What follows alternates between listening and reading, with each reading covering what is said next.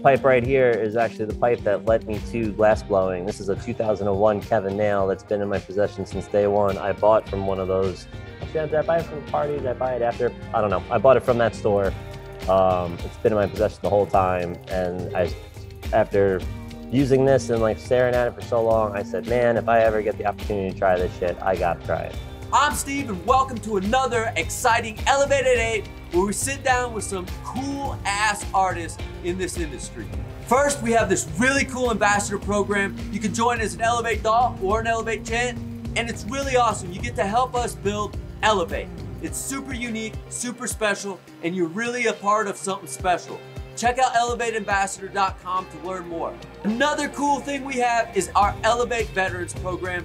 I'm really honored to be a part of it. Teresa helps run it, and it's super awesome. We get to rehabilitate and reacclimate veterans into society our way. And you know what? I think we're doing it right. Go check it out at Elev8veterans.com. Third, there's Elev8 Bingo. It's super cool, super fun, and we get to show you more of what we do. And on top of that, every game there's a chance to win $50 credits for Elev8glassgallery.com. Go check it out.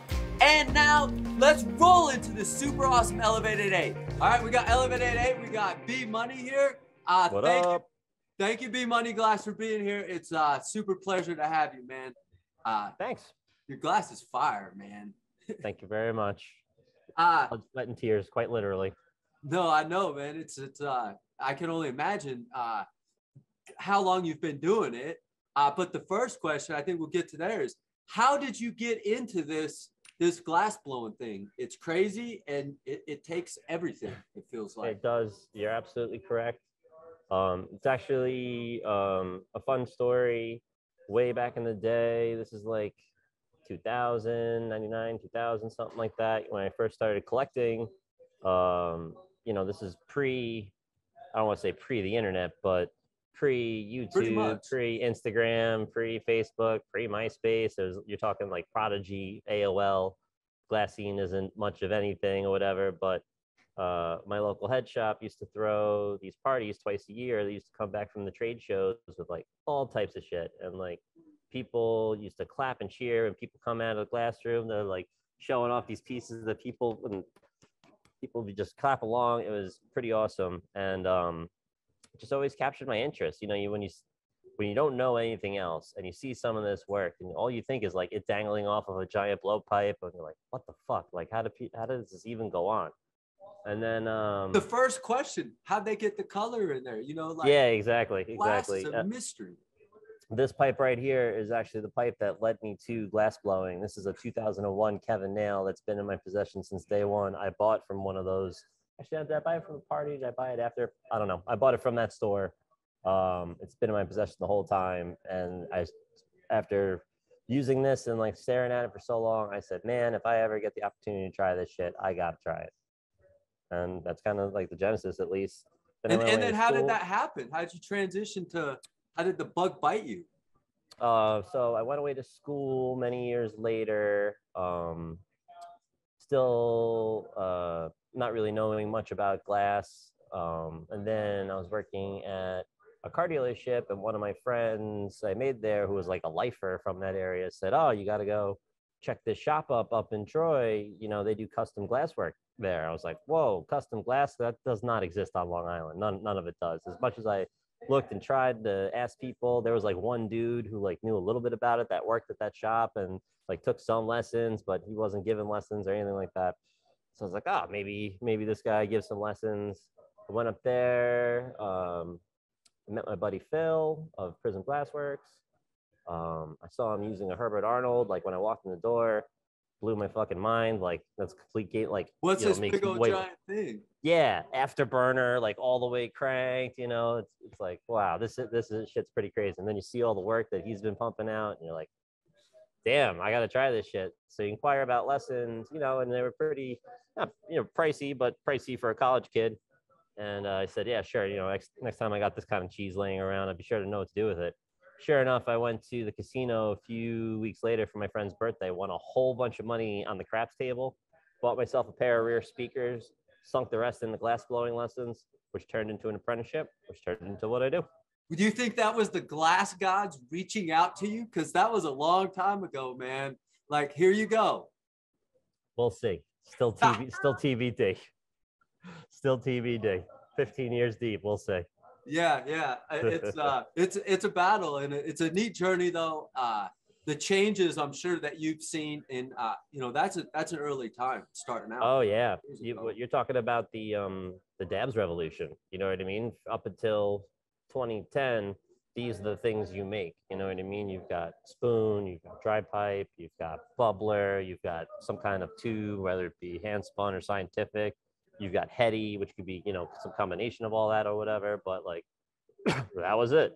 Then dabs came out. So now you're making domes. Now you're making dishes. Now you're making dabbers. Now you're making your glass work is different, smaller, tighter. You start to think about things different.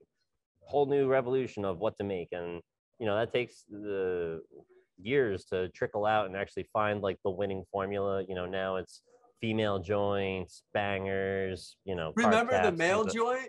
Like oh, it should have never happened. I still own some. Right. Me too. Yeah. It's like it should have never happened, but it did. Whatever. And that's the evolution of life, like that. And that's been the thing of glass is keeping up with the evolution, almost creating the evolution. And I think that's something that the newer generation may not fully see is what has to have been changed, adapted, making a bubbler. I don't know if some of the new cats making these tight rigs can even make a bubbler. Just figuring that out, how to drop it down step. It's fucking kind of hard. It's definitely a lost art. It's definitely a sweet spot of mine. One of my best production items is a wrap and rake push bubbler. I've been making it for years. They sell across the country. It's in that sweet price point. I literally can't make enough of them. Fume too, right? I do a little bit of the fume. It's really more basic, like just surface spray fume. Just because, like, I kind of have two sides to me. I don't really publicize my my production stuff. I save that for the stores. It's a wholesale only, item or whatever. So you're a real glass blower. Like, well, I shouldn't say real, but you're a real hardworking glass blower, and that's what I mean. Yeah, dude. Because a lot of blowers are doing the production and the heady, and it's like almost like trying to find the time to do the heady. Some are blessed to only make heady. Like, God bless them. It's awesome. But a lot of them are like you. Hopefully, I think I'm coming up to a crossover point. I'm turning into old money really fast. And, my hands and body can only take so much. And it's kind of capped on, how much you can pull in a day. It pays the bills. So that's why I'm about it. But at the same time, like, it's starting to get to that point where I'm thinking about doing other stuff. I'm trying to save up for a lathe and just kind of push to that next level. This has been very good to me. I can always fall back on it. But this is Long Island. It's very expensive here. It's one of the most expensive places in the country, and try to make it as an artist is very difficult. Yeah, I can't even imagine shop rent, not being able to blow out of your house. Like some blowers are afforded that. But then when you grow, you can do it here. It's just more, I'm out east on Long Island. I'm not like close to New York City. Like it's in suburbia out here. So if you got the space to do it, you can definitely do it. I did it upstate New York for a little while, just rented a house with a garage attached to it. Now I worked in a group studio, and I do a lot of teaching, which also helps supplement my rent quite a bit. And that's the thing that's a thing that like a commercial facility allows, is the ability to work with more artists. In a garage, you can, again, it's so size, and the ability to teach. So with that said, teaching, I'm sure you love it or you wouldn't do it now. Yeah. But have you taken classes yourself, and did you find they were beneficial? I have. I've been putting together a website, and I put together a list of the classes that I've taken. I wanted to pull it up here because I've actually taken quite a bit. So I have it here. You can still see me, right? Yeah. Cool. We got Mickelson, Life Forms, Mickelson, Networking.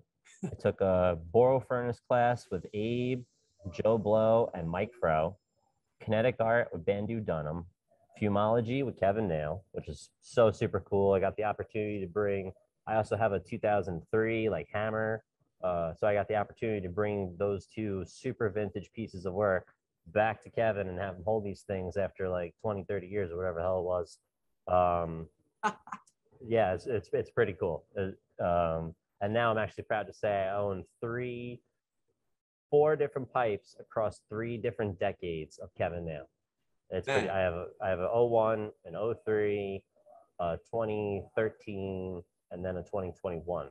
So that's cool. Anyway, Eugene, Hoobs and Hops, Purdy, Jerry Kelly, Aaron Slater, Peter Muller, JDZ, Raven Copeland.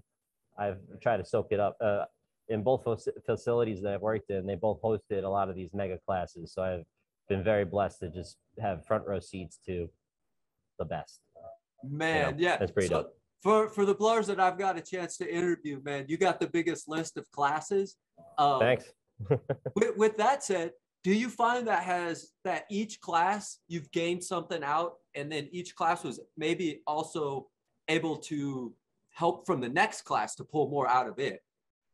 It's one of those things that, like, I'm pretty not set in my ways, but I fume pretty exclusively.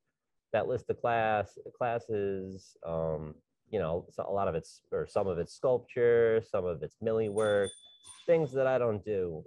But you get so much out of it in just watching the process, different torch setups, different tool setups. If you ever do attempt this stuff, you have this knowledge from the best of the best. And like,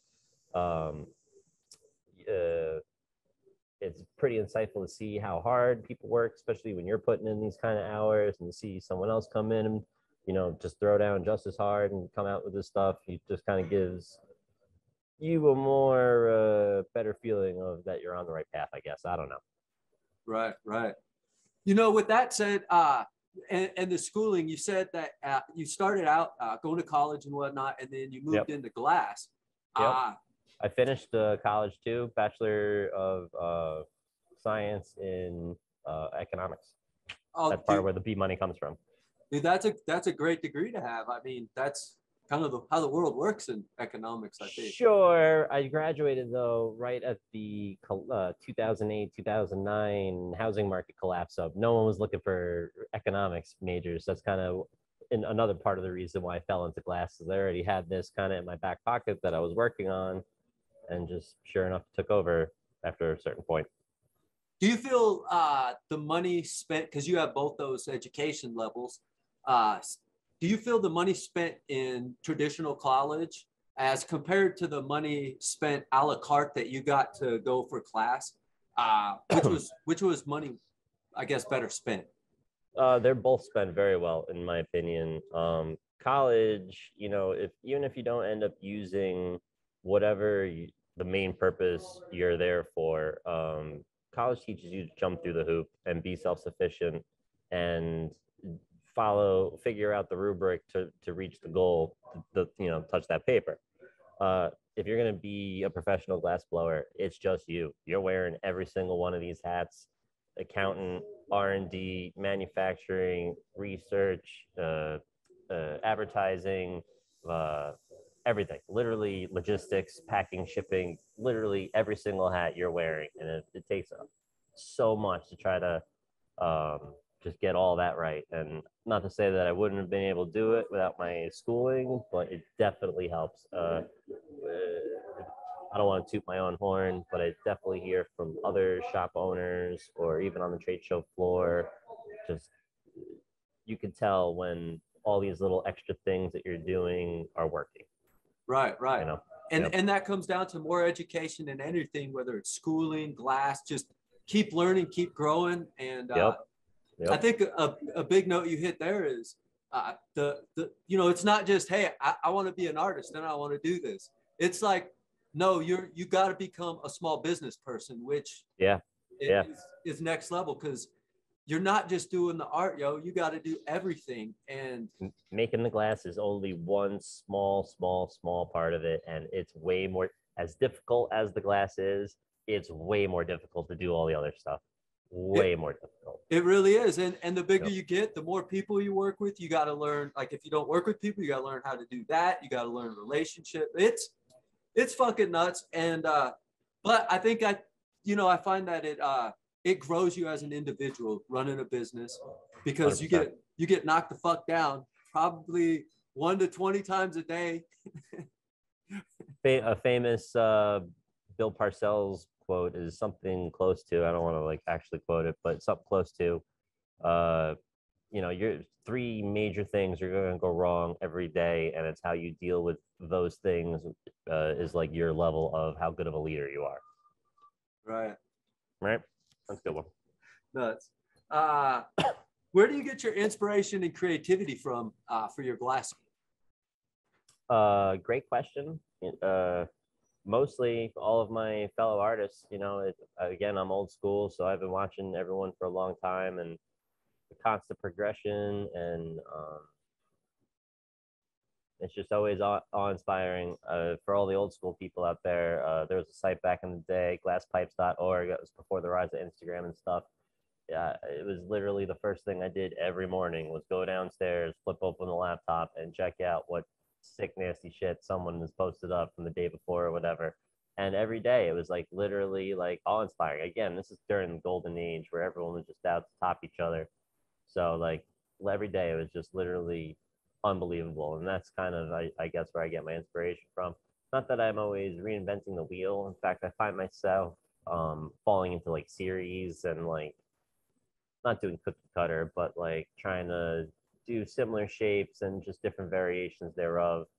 Obviously the production is very cookie cutter, but that's both a positive and a negative. I think that brings in a refinement, just, even if you're doing the same shape, man, it can take, in the reality, some of these shapes that function or do this, they're copied shapes that have been worked on for years. And people don't know that. And then so to find a shape that you like, that's unique to you, is very difficult, because we do see the inspiration under the glass blurs, and you want to mimic it. You want to do what they're doing, but you don't want to copy it. And so there's a super fine line. Also, it's, and I can't give you an argument for or against either one of these different schools of thought, but like, I'm an artist where I have like 20 different items in my catalog, maybe even more. I've never actually taken an actual count, but like between the low end stuff and the high end stuff, it's quite a bit. I know there are other artists out there that literally just produce one shape and that's it. Literally, this is what I do, which is awesome. And like, that's how you get that megaton refinement. And I think that's kind of more what I'm trying to lean towards. Like, I'm definitely starting to weed out certain products and trying to streamline things like a little bit. Again, not that I've plateaued, but I'm trying to look towards that next step. So this type of self-evaluation is definitely tough and warranted all at the same time. Like, you have to do it, but at the same time, it's very tough to be objective when some of these things are guaranteed revenue streams. So right. But that's the refinement process, that whether you're doing it on your glass, you're doing it on yourself. And it is tough, because it is easy to do the same thing over and over, but to kind of expand it, refine it, grow it, it's tough. It hurts a lot. And but that's what leads to great stuff and a great experience, I think. I agree. Do you have a preferred style or technique that you just absolutely love? I know you mentioned fume. Fume, bubblers, again, from that old school. I do them a couple different ways, not only in like super affordable, super traditional wrap and rake push bub, up to ultra extravagant 8 million horns and attachments, comes with the case and pelly briefcase bub, I call it, or it's a doer bub, like ready for concentrates and whatnot. I because I have the affinity for that shape, and I've been getting it, so it's been taken by the public very well. So kind of running with it. But literally, for bubblers, I have 1, 2, 3, 4, 5 different versions of the bubbler that I do. Probably a hammer one and one that sits up. No, actually, all Sherlock bubblers. 3 of them are in that kind of entry level group. The other 2 or 3 are in the higher level group, with like, the super custom repeatable stuff. Yeah. Yeah. What's your favorite color to work with? I have 2 favorite colors. If I was stuck on an island for 30 days, what colors would I take with me? The answer is amber purple and mystery aventurine.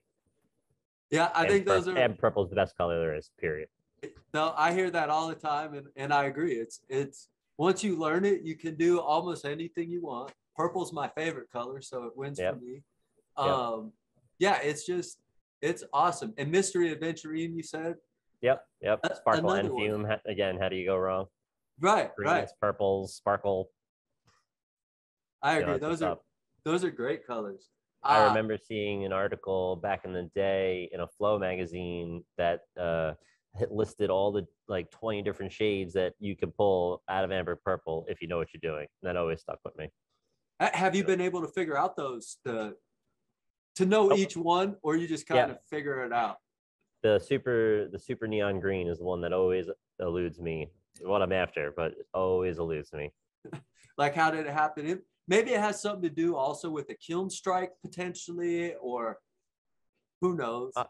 One super back in the day when I was working up with my homie, we first got our furnaces. We had an amber purple pot going. One dude brought a like a furnace work blowpipe, and I forgot what kind of torch he was using, but it was either a Beffy PM2D maybe. Just not. It wasn't a normal torch. I remember that much. And and like he torches the shit out of this thing. I forgot what he was doing, like a horn or something. But afterwards, it was that emerald neon green. I don't remember what it was all about, but I've seen it happen. I know it's out there. So it's possible, right? Yeah, exactly. You mentioned the pulling from a crucible and stuff, and I noticed you have one and you do that. Can you enlighten us a little bit on maybe the process, and do you enjoy it over other prep work? So the crucible always stuck out to me. Many years ago, at an AGE, which I don't even think is a thing anymore. Abe, Team North Star, and all the baller artists did this parking lot furnace demo that was so crazy. I mean, like they're all dipping out of the furnace, going into this alien head mold, and then like each artist would put their own individual twist on it. It was just so awesome. And I've always admired artists like Buck that actually art out of the furnace. It always just seemed like untapped potential to me. That's also part of the reason why I just did a pint run. I think that you said that you saw. I'm trying to do more with it. I was also lucky enough to take a furnace class with Willy Wonka himself, Abe. Oh, wow. And yeah, it was so wild. Like was that at the North Star facility then too? No, he came out to this place up in Troy, Prison Glassworks up in Troy. Him, Joe Blow from Texas, and Mike Froh from Massachusetts. And we did a whole class about maintenance, how they work, different temperatures, how the glass behaves and reacts. You learn on like a chemical and physical level that outside of doing this, you wouldn't have access to it. Like it's so wild. You're learning from a master, of color, and Mike Froh. Master. He's been doing it forever too. So forever. Wow. And also part of the fuming. Not only did I buy fume pipes in back in my day, but Abe they did like a demo while they were there, and like Abe showed up and just whipped out a whole bunch of fume marbles that they put on this awesome fume pipe. Wait a minute, the guy who makes color showed up and started fuming. I guess I'm fuming. Yeah. Because fuming is the shit. It's like the OG color. Yeah, exactly. I don't know. Man. We also mixed up color, like put a whole bunch of colors in and like drill mix. It was pretty awesome. And everyone walked from the class with like some pieces of the color. It was dope. It was a good time. Have you ever done Have you ever done any mixing at your place, or do you just pretty much dip from one crucible to a next, or? Where I'm at now, I have one crucible, and we have like some tools, but we're not really super set up for that. We don't, unfortunately, we don't use it as much as I'd like to. Maybe coming soon. Right. Like right. now that I have this mold, I'm definitely, and like have done the process or two, I'm definitely looking to go again. Think one more time with amber purple, and then I'm going to try to start switching up colors. Hell yeah, hell yeah.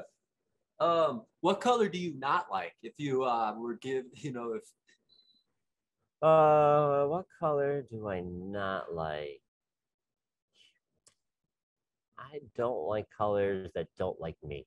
That's pretty much it. Like, yeah, that's it. If it's a finicky color, or the color, truthfully, I don't know. Obviously, like I do use it in my work, but some dudes know about colors with like what's in there, chemical wise, and all this other stuff. Yeah, I'm not sure. that's all right. So just I'm trying to say this the most politically correct way I can. Just some colors just aren't good. I don't know. Yeah. It's a tough line to skirt. I'll always say it. Unobtainium fucking sucks unless it's all by itself. It's so beautiful by itself. In my marble work, I use it in my production work just on the surface, like simple stuff like wrap and rake and stupid BS like that. For that, it's perfect, so it has a place. I don't never use it in anything nice, unfortunately, Right. You keep it, but it. Very minimal. That's why you might not have any color that you completely hate, because you know how to use each color for a particular process. Like, unobtainium, put it inside of something, but outside, dunzo. You might be able to. So yeah. Like I'm saying, if you use it on the surface and use it quickly, and it doesn't sit in the kiln all day long, success, long-term success. It's not like it goes to shit later on in life. Like, you just got to follow the rules. Don't stick it in stuff. Don't long garage it. All that type of stupid BS. It does come out. I've always, for all you kids out there, I've always been like kind of like wondering about it. Like, you're not supposed to garage it for a while, but if you work it and anneal it and come back, I guess that's not garaging. Or what? Like, at what level do the crystals not grow? Because you can work it. Yeah. But you can't garage it. The way I do it is like they're talking like long-term garage. Don't come in at 8 o'clock, put it in there, sit all day long, and whatever. When I'm using unobtainium, it's always my last pipes of the day. This way it's not sitting in the kiln for a super amount of time. I run a slightly quicker anneal cycle. I got a scut that's got all these programs in it. And that's it. If you can use it. I also use it lip wraps. I use it not in stuff, but like a nug jar or a cup or tumbler, just the top lip of something. Yeah. Or pendants, bales, stuff like that. Marbles, very popular marble work. On the outside, nice stuff. On the outside. Yeah. Backing. What do you consider the most challenging piece you've ever worked on? Ooh, I like this question. I got a couple of good ones. The Odyssey with my homie Rich Villa. We spent 5 days and fully like utilizing my shop here. The piece got so big, couldn't fit in my kiln. We needed the big kiln. What'd you do? Did you go get another kiln? No, I mean, like again, one of the benefits of working in one of these big shops is, they've got some slightly bigger equipment. They have one of the Scud XLs. They have some bigger hand torches because they have a lathe. So just kind of all that stuff kind of came into play. We also need a third set of hands. We got a homie in to hold a Bunsen. Like, just this piece, we definitely developed new ways of construction, for me at least, to get this thing to the finish line and kind of fully utilize or visualize what Rich was trying to put together. Shout out to my homie Rich. Yeah. I've been trying to get him on there too. His stuff is crazy. Yep. Do you find that glass, maybe something that attracts you to the glass, is the problem solving aspect of it? Yes, a little bit. I do enjoy puzzles and things like that. You know, trying to figure out the best order of operations and be artistic at the same time is definitely part of the allure. I've always been into like engineering and art and chemistry and physics and all that type of stuff, and that's one of the awesome things about glass. It's just a blend of everything. Right. While riding a skateboard. It is. It's nuts, right? So do you get to collaborate often then? It sounds like you've worked with a lot of people in classes as well. Oh yeah, I love working with other people, especially here in the Northeast. You know, there's a whole lot of awesome talent, all within like a 2-3 hour bubble. We're all pretty friendly with each other. It's a great way to build experience and again learn. You always learn all types of things. Again, either about setup or just anything. You're always picking up new stuff. I've been honored to work with super legends and OGs in the industry. I've been lucky. I also like working with more entry level peeps. My shop here is filled with some entry level peeps. Yeah, I love but definitely less collabs in the works these days. I've just been so busy, to be honest. It's a good and a bad thing, right? Like, yep. It's one of those things. But also that goes back to we were talking about reaching that kind of turnover point. Like, it is a good and a bad thing. I want to be able to do more of that stuff. Like, I need to be able to relax and like not be just stuck to the grind. So that's one of the reasons why I'm trying to turn. Right. And we only get one chance at this thing of life. And, at some point you got to make decisions, and whether they're hard or all decisions are hard in life, I think, whatever you do. It's yep. You're turning against friction, man. And it ain't easy. Yep. What's the most amount of time you've ever put into a piece? Do you think it could be that the one with Rich Villa where it was, 2 people working 5 days? That's fucking mind-boggling to me, honestly. Totally. I got a couple of those under my belt. I also done some days or 4 or 5 days with my homie Living Glass. He likes to work very big. We met one time when we were in my studio upstate, and again we maxed out my kilns, whatever. Kind of annealed it in 2 different, but then finally I was able to give it like a full anneal somewhere else. I'm kind of at that 5-day mark too. I think maybe a day or 2 over. Some of those doublers I attempted back in the day were definitely pretty beefy. Especially there's a whole lot of indecision that kind of adds to it. Glass is a different medium other than like painting or metal work. Or sometimes you can, either do something and hit the edit button, or take a step back and look at it and like try to really plot your course here. I feel like a lot of it is like you may know what you want, but all of a sudden you come up to a fork in the road. You can either go A or you can go B, and you do B, you're like, I should have done A. When you do A, you're like, I should have done B. You're never happy, but those types of indecisions kill you. So that takes some time, especially when you're like so many days deep. You want to try to make sure you're doing the right thing. So whatever. Yeah, that's so huge to take on a project that's that time consuming. Yep. Because you're playing with glass, so you got to hope that your skills are there. Because I still have shit break on me, and it's like, what the fuck? So when you tackle something that massive, it's just crazy. Hats off to you and anybody that's making those pieces, because it's thanks.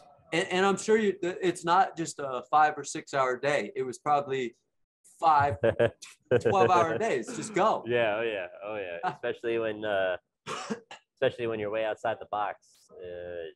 you know, especially that Odyssey. Like I said, you try to think of like every move. Sometimes it's like, you know, advanced coordination. Someone's holding another torch while you're holding a piece, and there's like a lot of communication that's got to go on.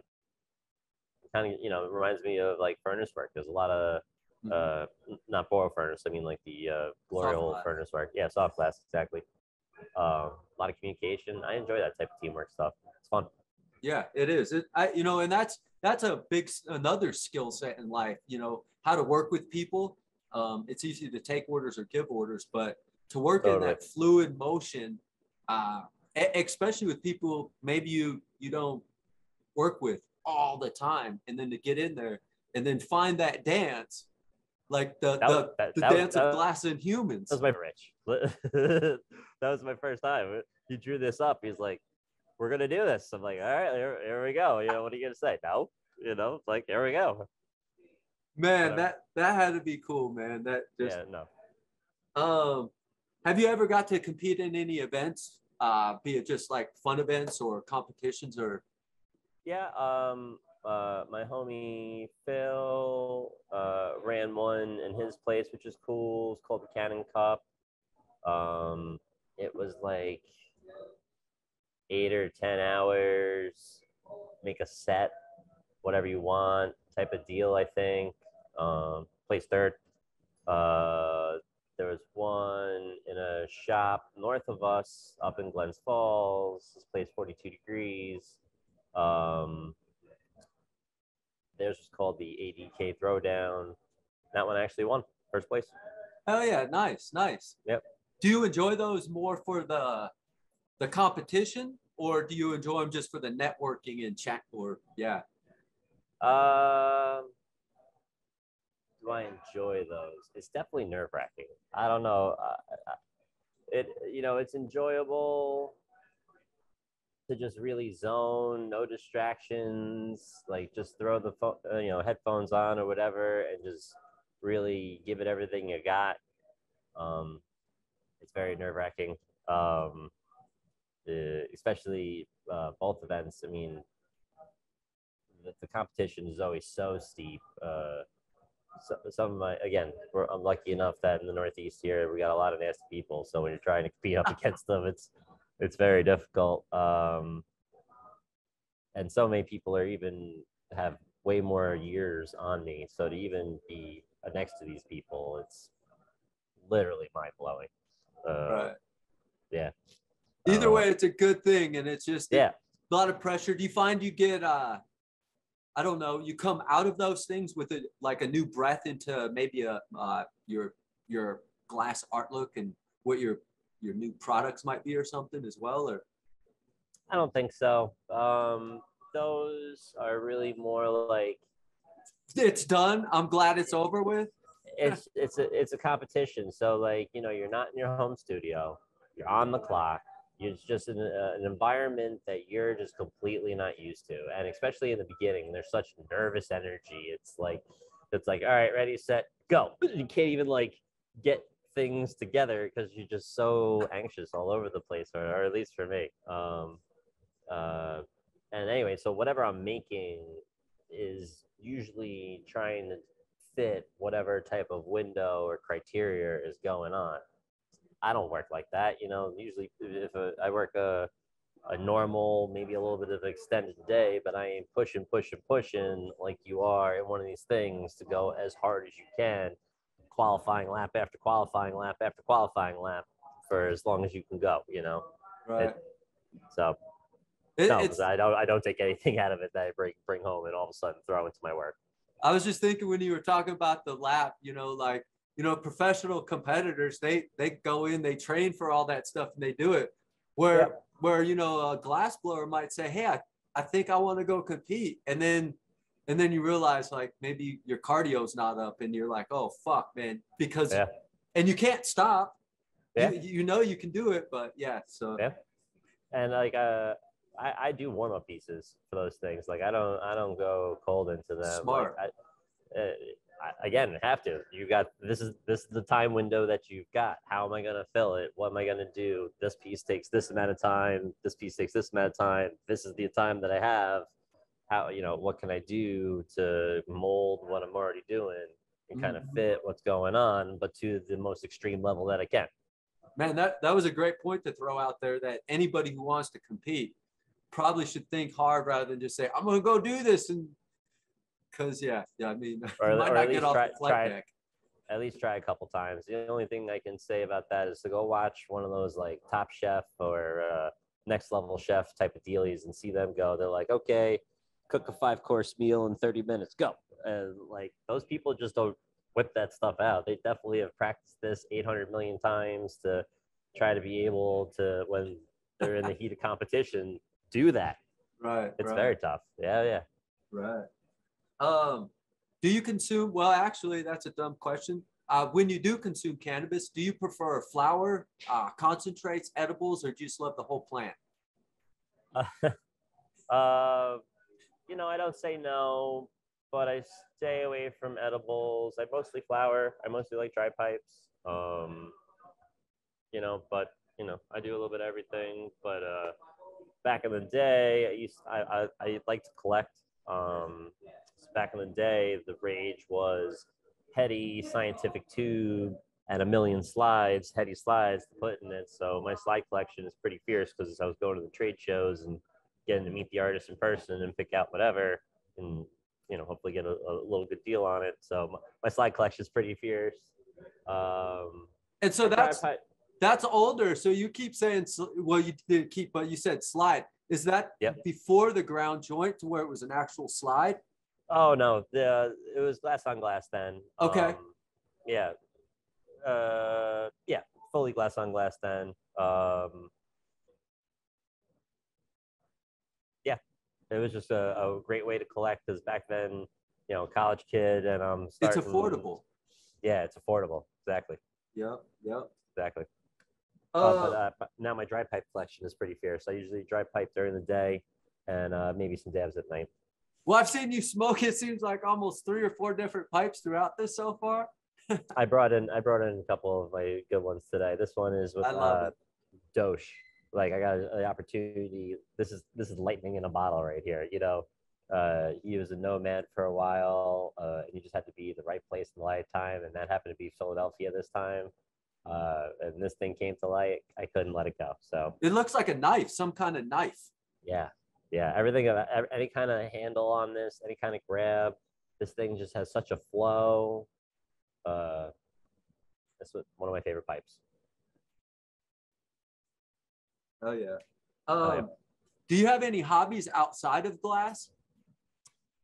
In the warm weather, I do like to.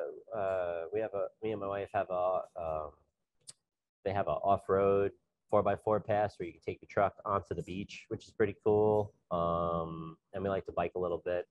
Past that, not really. I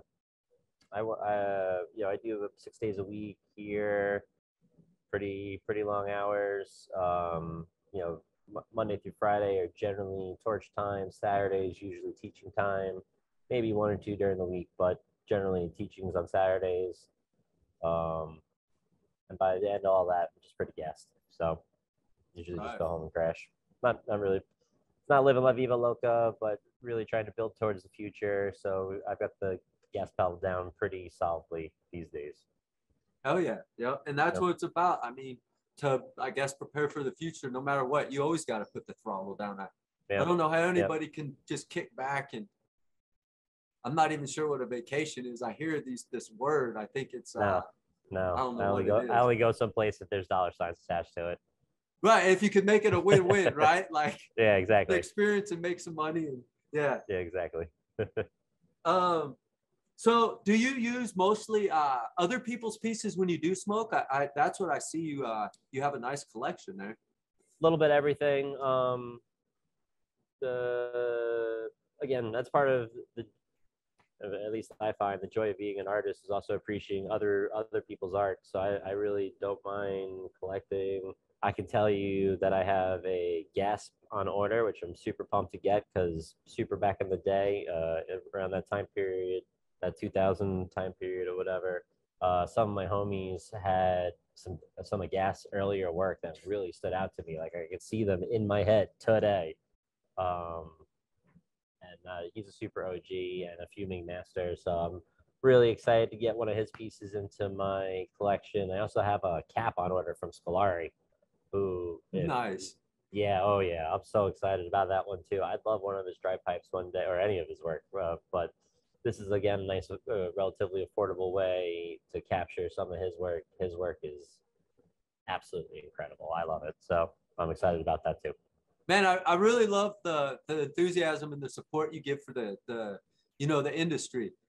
Totally. Sometimes blowers, it is a rough life, and you don't always have money to put back into it.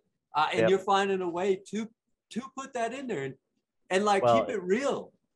just as I fell into glass blowing, where I won some money on the craps table this year, I was lucky enough to win my football pool, my fantasy football pool. So most of it is just fantasy money. Hey, But man, what a beautiful I, way to do it, right? that actually, if I think back to when I was like collecting when I was like teens and 20s or whatever, that's how I did it back in the day. This pipe here, like I said, maybe like $180. I used to wait till my change jar was full, and then I just go like Coinstar it up and be like, all right, I'll get myself a new pipe. I just tried to find like ways to take like super duper excess money, like found money, and turn that into the things that I like.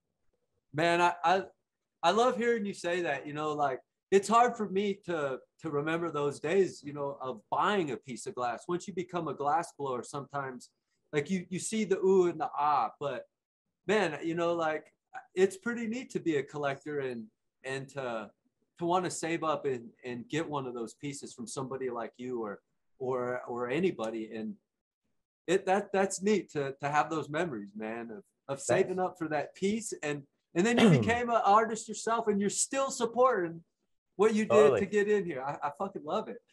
Totally. My wife buys it for me too. Like Valentine's Day, she bought me a cowboy marble. Like, I'm always interested to see. Not only do I love the art, but it offers a glimpse into just how they work. Makes me think about my own work. If we go away, I like to collect, kind of so I can remember that place in this piece. And whenever I'm checking out that piece, reminds me of that place or whatever. It's also why I really like the marble exchange at Las Vegas for those who attend or whatever. Or if you don't attend, it's a really cool little extra where you got to make a fatty marble of whatever size, and you put it all into this big bag, and you reach to the bag and you pull out another marble. So it's a way to hook up other artists. And then if you pull out the Super G marble, this year was a Mad Glasser, you would not only win a Mad Glasser, which is super cool, but you also win a free booth for the next year's trade show or whatever. That's so awesome. Man, I didn't know about that second thing. I was just trying to build shit, do shit, and I felt like a poop for not entering it. But God, I didn't know it was that sweet. Yeah, it's pretty sweet. And I've gotten some good ones over the years. Drew Downs, I got a cool Vortex thing. I got another one. I forget the artist's name off the top of my head, but it's cool, like Tetris Piece Millies. I apologize for not remembering, but that was a cool one too. Right. Yeah. Oh yeah. What can we look forward to in the future from you? Like I said, I think I'm trying to save for Elev8, which is a pretty hefty investment or whatever. I'd like to move into more like the scientific bubble dumper type of thing. I see people creating these machines that just, I don't know, function and flow. It's really cool. And yeah, I'm just excited to try to level up to even close to that. Galari, killing it. I mean, some completely original shape and cold work and just everything about it. Pattern work, everything about it. Yeah, it's beautiful. Yeah. Do you still find you have the same love and passion today as when you first started? I'm in a transitional phase, I want to say. Yes, but obviously, like, I've met some, not resistance, but I just gotta, the motor's going pretty well. We just gotta change the transmission up a little bit. and we'll see what that has to bring. Oh yeah. And then where's the best place for us to follow you, to see your work, to get stuff? Do you have Facebook, Instagram, website? I'm on that Instagram at _money_glass. I know the underscores are annoying, but once you know it, other people think they're money. That's really the best place. I got a pretty full catalog of my work, my teachings, drops, upcoming drops, things like that. All right there. Oh yeah. Well, B Money Glass, thank you so much for taking this time, man. I had a freaking awesome time here. It was great to get to know you, and man, just really learn about your love of glass. It's deep and it's cool. My pleasure. This has been super cool. Even just like reading questions going up to this, like it caused me to like scroll back in my gram and try to find like, oh, what is the best, biggest piece, and like all that other type of stuff. So it was a cool little reminder of who I am, and I love telling people about my experience because I was very lucky in my upbringing, and that's part of kind of what makes glass is like telling other generations about either stories or techniques or whatever. That's what it's all about, I think. Absolutely. I think that's, I feel honored to, have started this thing and to start doing it and meet all you guys out here and ladies as well. It's just so neat, and the artists are also humbling, and it's just a neat thing, man. This is such a neat community to be a part of, and it's just neat. So, yeah, super kudos for putting this together. Like, it's a great idea, and I'm excited to see where it goes. Well, I couldn't do it without you. So again, thank you so much for taking the time today, man. I really appreciate it.